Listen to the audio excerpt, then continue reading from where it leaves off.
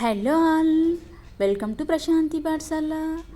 సింపుల్గా ఈజీగా chicken fry curry gravy ఉండేటట్టు ఈ విధంగా ఫ్రై చేసుకోండి. ముందుగా చికెన్ నీట్గా వాష్ చేసుకొని ఒక కుక్కర్లో వేసుకొని ఒక విజిల్ వచ్చేదాకా ఉడికించుకోండి. కొద్దిగా వాటర్ వేసి, చిన్న టీ గ్లాస్తో వాటర్ వేస్తే సరిపోతుంది. స్టవ్ వెలిగించుకొని బాండి పెట్టుకొని ఆయిల్ వేసుకొని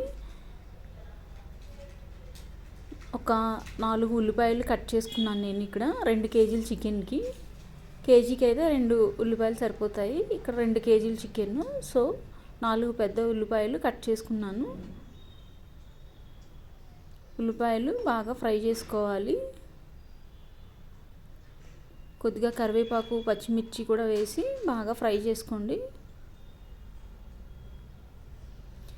5-6 పచ్చిమిర్చి, మన ఇష్టం. కారం ఎక్కువ తింటే ఒక 10 అయినా వేసుకోవచ్చు. నేను ఇక్కడ 4-5 పచ్చిమిర్చి, కొద్దిగా కరివేపాకు వేసి ఫ్రై చేశాను. తర్వాత 2.5 చెంచాలు అల్లం వెల్లుల్లి పేస్ట్ వేసుకున్నాను. పెద్ద స్పూన్ ఇది. ఇక్కడ 2 కేజీస్ చికెన్ కదా, సో ఎక్కువే పడుతుంది అల్లం వెల్లుల్లి పేస్ట్. ఈ విధంగా ట్రై చేసి చూడండి. రోటీ, చపాతీ, జొన్న రొట్టె, రైస్లో కూడా చాలా బాగుంటుంది ఈ ఫ్రై. ఒకసారి ట్రై చేసి చూడండి. మనకి ఎక్కువ టైం లేదు అనుకున్నప్పుడు సింపుల్గా ఈజీగా అయిపోతుంది. నార్మల్గా మనం కుక్ చేసాం కదా చికెన్ని, తొందరగా అయిపోతుంది అనమాట. ఎక్కువసేపు కుక్ అవ్వాల్సిన అవసరం లేదు. 1.5 చెంచా చిన్న టీ స్పూన్తో పసుపు కూడా వేసుకొని బాగా కలుపుకున్నాను. అల్లం వెల్లుల్లి పేస్ట్ పచ్చివాసన పోయేదాకా వేయించుకోవాలి. చూసారా, ఆయిల్ వదులుతుంది ఉల్లిపాయలు. ఈ టైంలో మనం తగినంత కారం కూడా యాడ్ చేసుకోవాలి. ఇక్కడ కారం మన రుచికి తగ్గట్టు యాడ్ చేసుకోవాలి. ఇక్కడ నేను 6 చెంచాల దాకా యాడ్ చేశాను. 2 కేజీస్ చికెన్ కదా, ఇక్కడ చిన్న చెంచా నేను యాడ్ చేసేది. సో వేసి అది కూడా ఒకసారి వేయించుకోవాలి పచ్చివాసన పోయేదాకా. మసాలా అంతా కలిపి పచ్చివాసన పోయేదాకా వేయించుకోవాలి. ఇక్కడ ఇది గ్రేవీ మనకి పీస్కి అంటుకునేటట్టు రావాలి కదా, అందుకని నేను కర్డ్ యూజ్ చేస్తున్నాను. మనకి ఎంత గ్రేవీ కావాలో అంత కర్డ్ వేసుకోవాలి. పచ్చివాసన ఆయిల్ పైకి వచ్చేదాకా వేయించుకోవాలి.